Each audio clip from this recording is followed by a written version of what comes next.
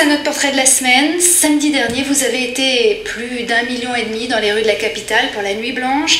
Notre portrait, Geneviève, eh bien, nous ramène à cette folle nuit artistique. Oui, vous savez, Laura, aux côtés des dizaines et dizaines de propositions artistiques de la Nuit Blanche, la mairie du 11e proposait, elle, un spectacle de théâtre de la compagnie 3e Acte. Alors, c'est une compagnie qui rassemble uniquement des seniors et pour leur dernier spectacle uniquement des femmes. Et parmi ces dames, il y a Raymonda et c'est elle que je vous propose de rencontrer. C'est un reportage réalisé avec Isabelle Audin. Et qu'est-ce que tu fais de beau à côté de Le théâtre, c'est un moyen très important pour moi. Allô Giovanni, j'avais peur que tu aies raccroché.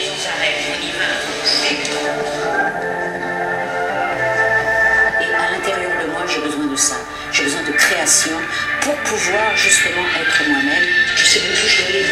Je dois aller d'abord. Et surtout, attendre la vieillesse en criant. Tiens, voilà, ça pour le téléphone rose.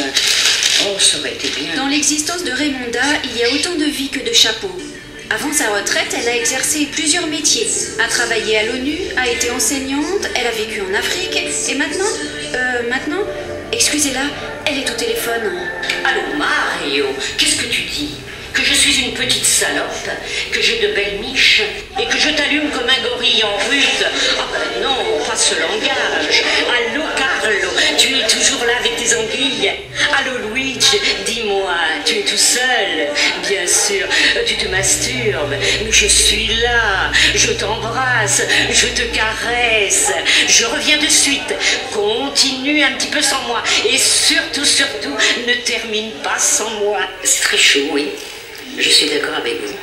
C'est très chaud. Mais je me sens tout à fait à l'aise.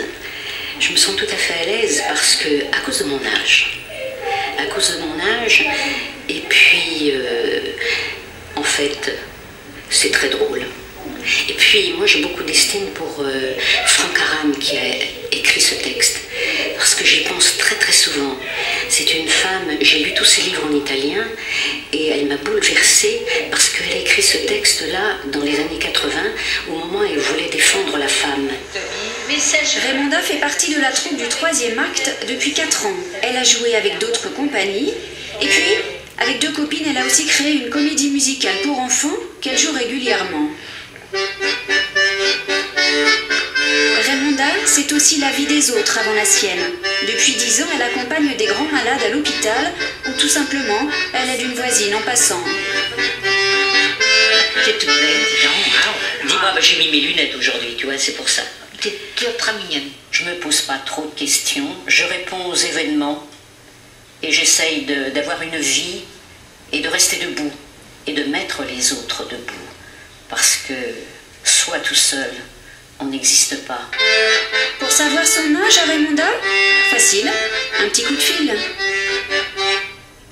Voilà, évidemment, on aimerait être tous comme ça à cet âge. Alors j'ajoute que les récits de femmes donc, sont signés Franck Aramé. C'était l'épouse du dramaturge Dario Fo, et ce qui explique aussi son engagement. Alors je vous dis aussi que dimanche prochain sur notre antenne à midi, nous pourrons suivre encore d'autres aventures de Raymonda dans le magazine de la rédaction, puisque nous avons accompagné la compagnie du 3e Acte dans tous leurs préparatifs avant la Nuit Blanche.